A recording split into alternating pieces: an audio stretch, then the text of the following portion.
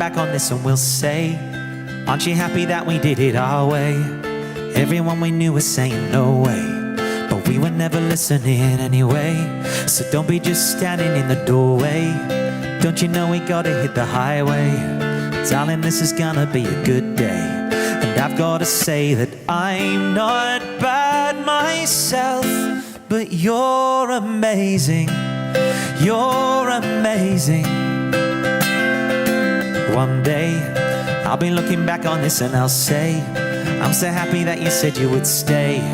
There were times I know that I was crazy, fraying at the edges and you saved me. I'm losing count of chances that you gave me.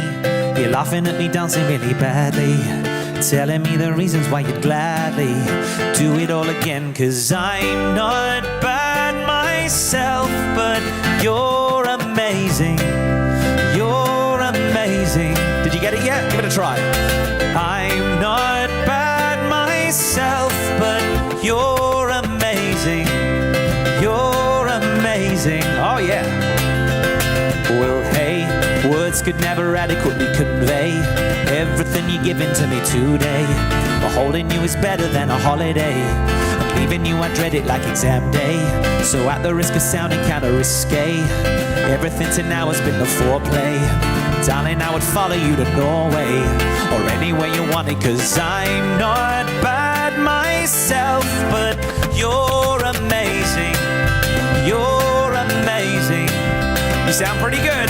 I'm not bad myself, but you're amazing. You're amazing.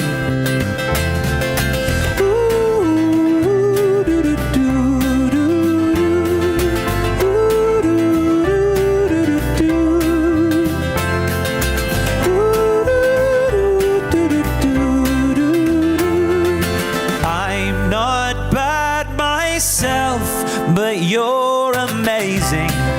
You're amazing. Look someone in the eyes and sing it out. Come on. I'm not bad myself, but you're amazing. You're amazing. Like you really mean it now. Come on. I'm not bad myself, but you're amazing. You're amazing. Sing it once for this fantastic band. I'm not bad myself, but you're amazing.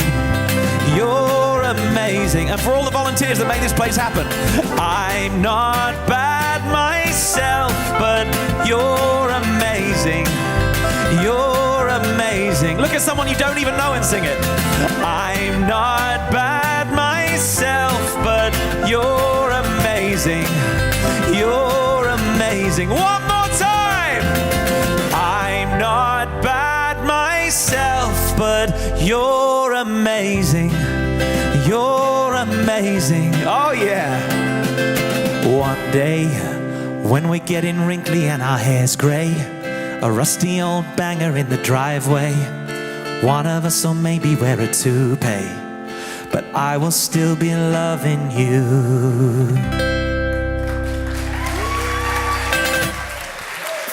Thank you for singing with me. You're amazing. Well, good morning, everybody. Good morning. Yay. Thank you. It is. It's my birthday today.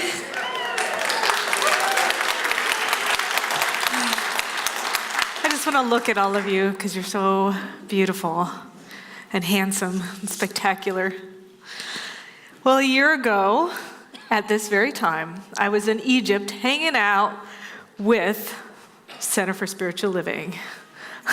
Who was on that Egypt trip a year ago? Raise your hand, raise your hand. All right, right. We got my Egypt buddies with me. And literally on November 18th, on my birthday, we woke up at 3 o'clock in the morning. And we went on a little boat down the Nile River to an island. And on this island is the Temple of Isis.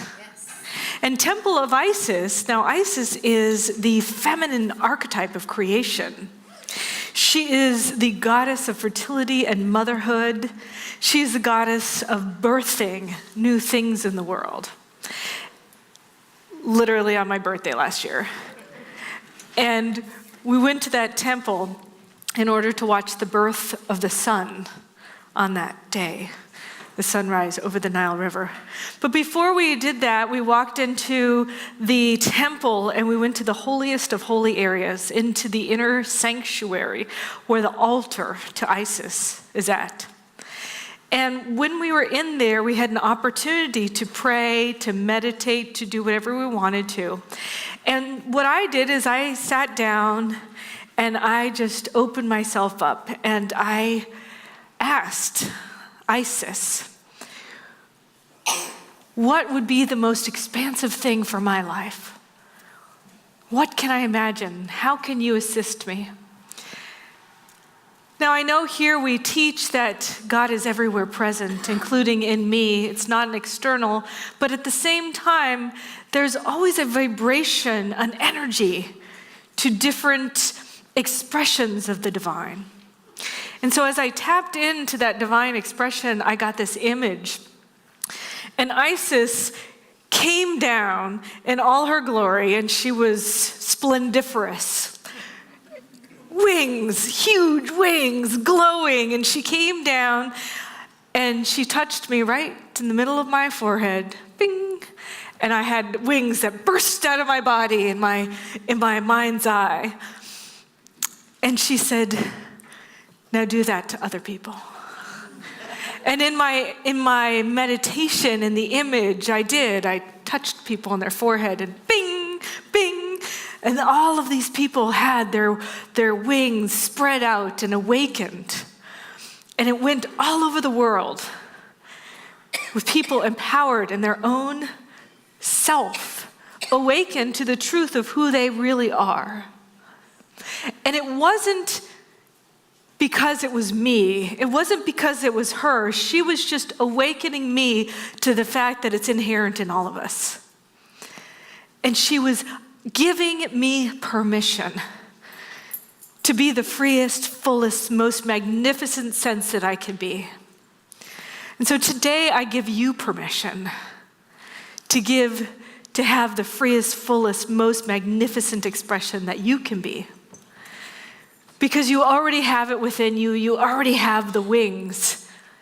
You just got to spread them. So this year, well, not this year, but this is my 40th year. I'm turning 40. It's kind of a big deal. It's kind of a big deal for me. And I was thinking, what if 2019 was the best year ever of my life? Now, who wants to have 2019 to be the best year ever in their life? All right. Yeah, well, I thought we could capitalize on that, and I thought we could capitalize on the idea of 40. So we're going to say some symbolism, then a story, and then a system on how you can bring this into your life, because it's not just about me. Really, I'm speaking here for you, so you can have the best life and the best year of your life. Now, 40 is all over the Bible. It's super symbolic. It shows up 159 times in the Bible. It's a lot. It resorts to the number 40 when starting a new chapter in history. It also is a symbolic representation for a very long time. It symbolizes the death of oneself and a spiritual rebirth. It's the achievement of a cycle. Now, Moses, Elijah, and Jesus fasted in the desert for 40 days, each of them. And the Israelites wandered the desert for 40 years. There's got to be something to this 40 thing. There's something to it.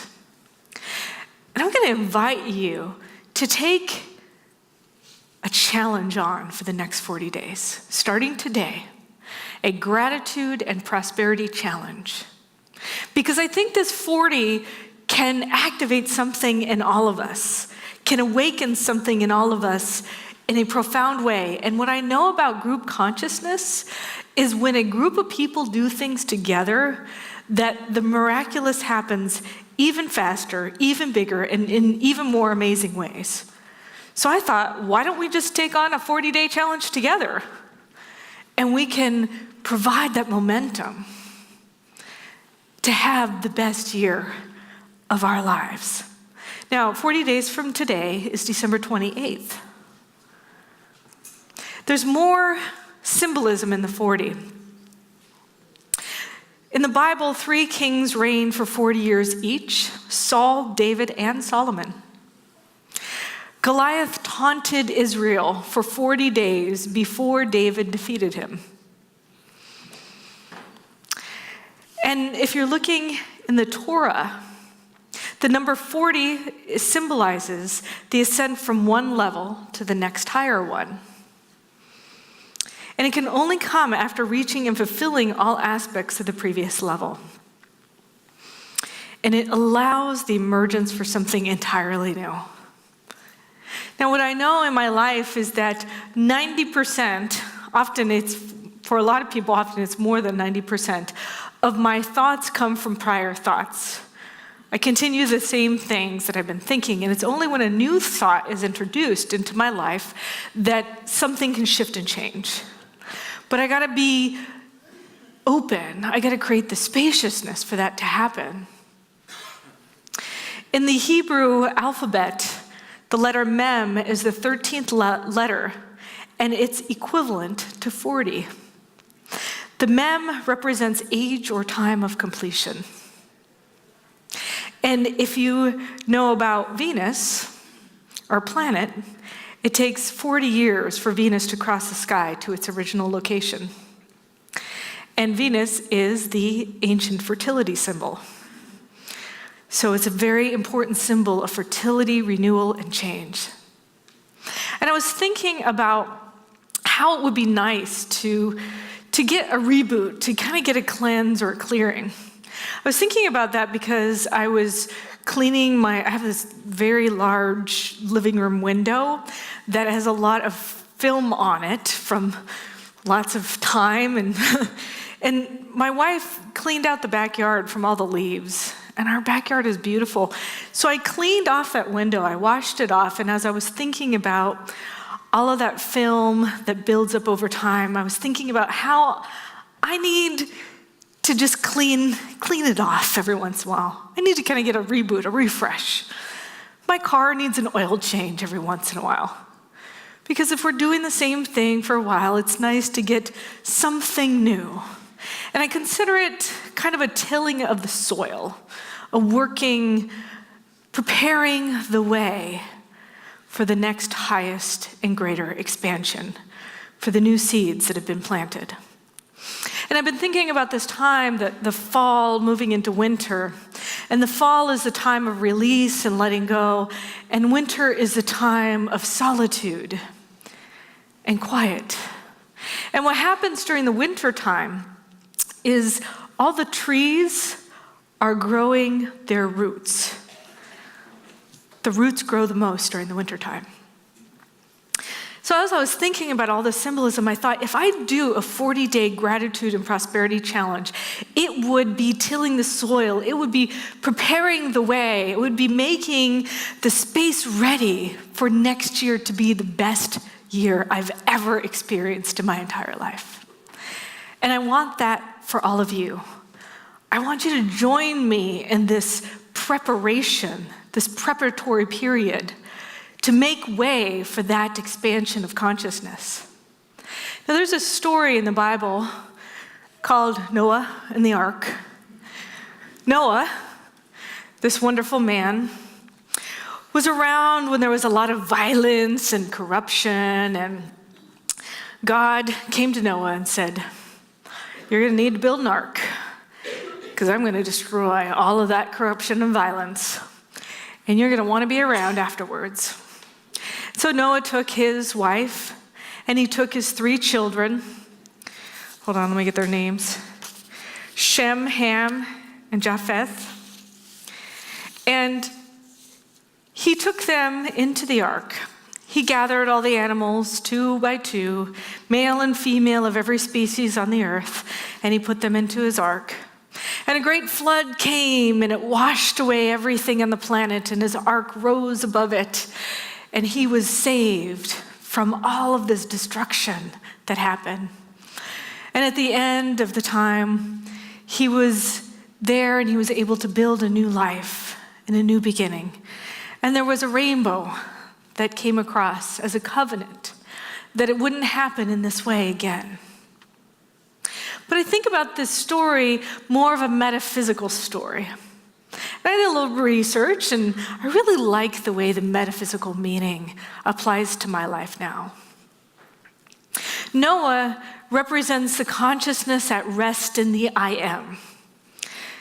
Oftentimes I hear that God is the I am that I am. And I think about being at rest in the I am. And whenever I'm connected to the wife, which is the creation, right? There is the I am, and there is the fertile ground of creation. So I'm connected together in that fertile ground of creation. And his sons represent the states of being, the spiritual for Shem, Ham for the physical, and Japheth for the intellectual. And we can use the faculties in our mind in wrong relation, in error of thinking, and it can create violence, corruption, and destruction on the planet for ourselves and for each other. So the flood is a representation of the cleansing of all of that happening. It's necessary to establish order and equilibrium in all aspects of our being, our physical, our mental, and our spiritual being. All three of those aspects. And whenever I go into the ark, which is the sanctuary, all the ideas inherent of being the positive and the negative, the alpha and the omega, the all that is, the seeming opposites that are part of the one, when I bring that into my inner sanctuary, into my ark, then I can create a space for healing and for revelation, for cleansing. And the water, as it comes up and it brings the ark up, it represents the all possibilities in consciousness, in time and space, and I rise above all of it. And that water clears out all that no longer serves me. Now, I've had some times this year where I've said some things that have been unkind. I have had some thoughts that were not the best thoughts. And I may have had some ways of being that did not serve me. But if I take this time as a way to cleanse and clear out and make way and till the ground and release and let go, then I can make the preparation for the new life that is beyond all of that. So I used Noah and the ark, recognizing and knowing that the 40 days is a time to cleanse, to release, to let go, and to symbolize a new way of being in my life. And once the consciousness has been cleansed and I am aligned with my divine truth, then the covenant is a symbol of the infinite alignment of all that is. That the bow, the rainbow, is the perfect integration of all my being into one. And I know that I'm going to capitalize on this time right now to utilize this momentum and this story as a symbol to be renewed, refreshed, and rebirthed into that next year. And use these 40 days from now until December 28th as a time period to take that on. Now, there's a story about the Dead Sea. In 1980, there was a really particular rainy winter.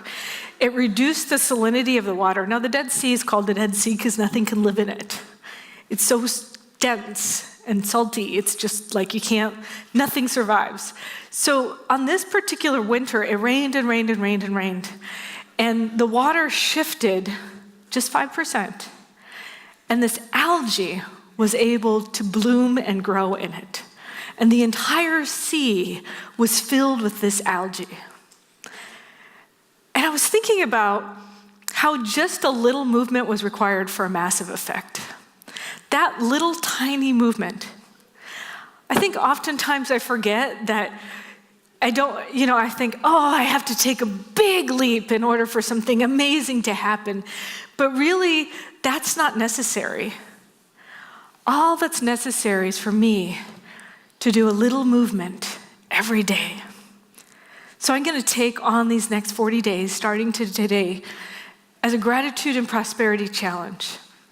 Now, the gratitude challenge is being grateful for all these things that I have and all the things that I choose to have coming into my life.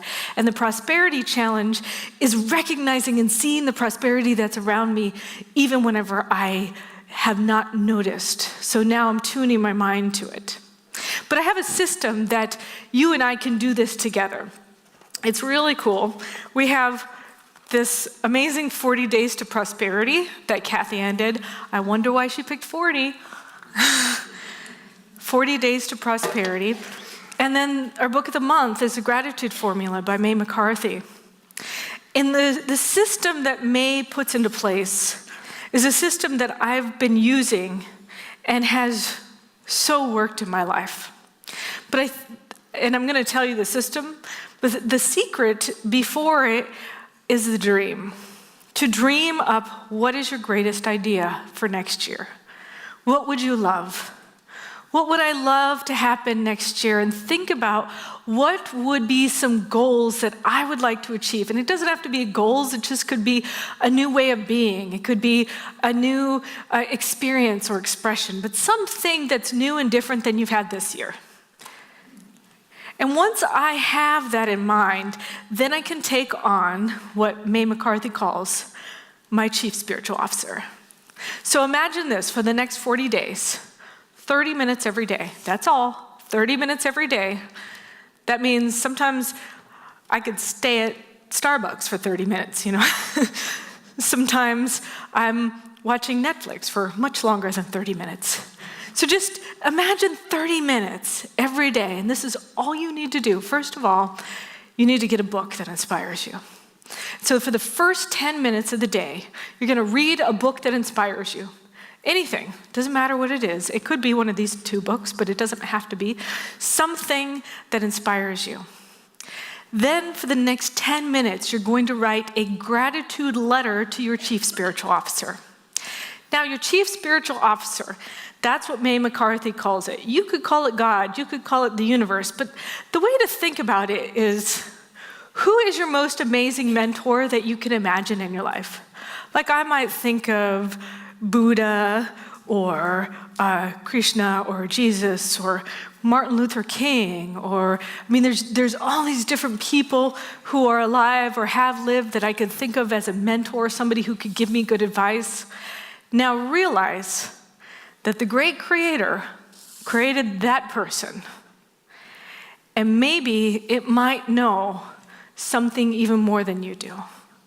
So whatever you call what May McCarthy calls your chief spiritual officer, you could call it universe. Mine is called Sophia, because she's the goddess of wisdom. So whatever you call your chief spiritual officer, write a gratitude letter for 10 minutes. So 10 minutes reading, 10 minutes of gratitude letter. In this gratitude letter, you're going to say thank you to that chief spiritual officer for providing whatever current things you're grateful for today. And then you're going to write whatever thing that you're imagining that you'd like to experience in 2019, and you're going to write as if it's already happened and say how grateful you are. I'm so grateful that my new YouTube show has hit 1 million people. I'm so grateful that I'm able to transform the world by what I speak, say, and do. I'm so grateful. And so you write it as if it's already happened, and you thank your chief spiritual officer for that thing as if it's already happened. And then you affirm and know that it's already been done. And you release it, you let it go. It's kind of like a prayer, but it's also kind of like a letter. For those of you who know the 5 steps of affirmative prayer, it's very similar to the 5 steps of affirmative prayer. And what you would do then is you would say thank you from yourself, and then you're going to read the letter out loud. There's something about reading things out loud that activates us. I often encourage practitioner students, anybody who's started doing affirmative prayer, to speak it out loud because it changes everything when it's out loud. So it doesn't matter where you are at, find a private place, read it out loud, and then you're going to take 5 minutes. 5 minutes to visualize it happening. Imagine it. What would it feel like? What would it look like? What would it taste like if this happened? And that's it. 10 minutes for reading, 10 minutes for a gratitude letter, 5 minutes to read it out loud, and 5 minutes to visualize it for the next 40 days. Now, I think if we take this on, we can create some shift, not only for our personal lives, but for this entire community.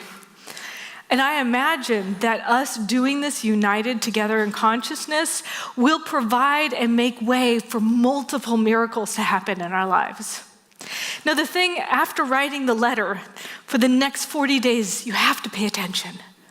You have to pay attention to the universe, or God, or whatever you call it, giving you signs, clues, directions, because it may show up in ways that you didn't know. It may show up. Like, I didn't know I was going to move to Seattle this year. But I can tell you that when I've been writing letters to my chief spiritual officer, I talked about my expanded growth in consciousness and about my ability to be able to serve a huge community in a large way, and that I would have a palpable, tangible impact through love and through light on those that I served, and that it would expand greatly and around my personal, local, and global world. Now, I didn't know that that was going to result in me moving here, but at the same time, it's better than I could have ever imagined. So now I'm kind of like, well, then now what? Well, now what's next? Now what can I do? Now how can I expand and grow more? What is my greater dream? What is my greater yet to be? Because I know that as I teach this, it continues to manifest over and over. And if you've never happened and you've never done this before, try it out. Try yourself on. Try your life on for only 30 minutes for the next 40 days. And I want to see what we can do together. Are you willing to take on the 40-day challenge with me? Yes. All right. Say, I am. I'm willing. I'm open to miracles.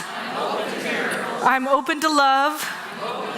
I'm open to the best year of my life ever. And I am open to receive. And so it is. Thank you for joining me this. Yeah.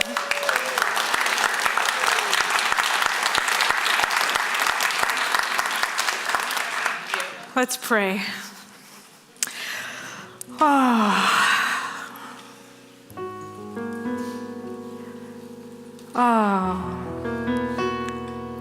I surrender into that divine one. The great creator, the infinite everything, it is here present. It birthed me into this life. And it birthed every person in this room and every person who's watching on live stream and every person who watches on live stream in the future. That it birthed itself so that it could express itself in its fullness and its variety. That it could express the facets of itself and see the beauty and wonder in its own expression. And I know that as I'm tuned in and tapped into my own expression, that I'm here present to all that is, and I know that it just keeps getting better.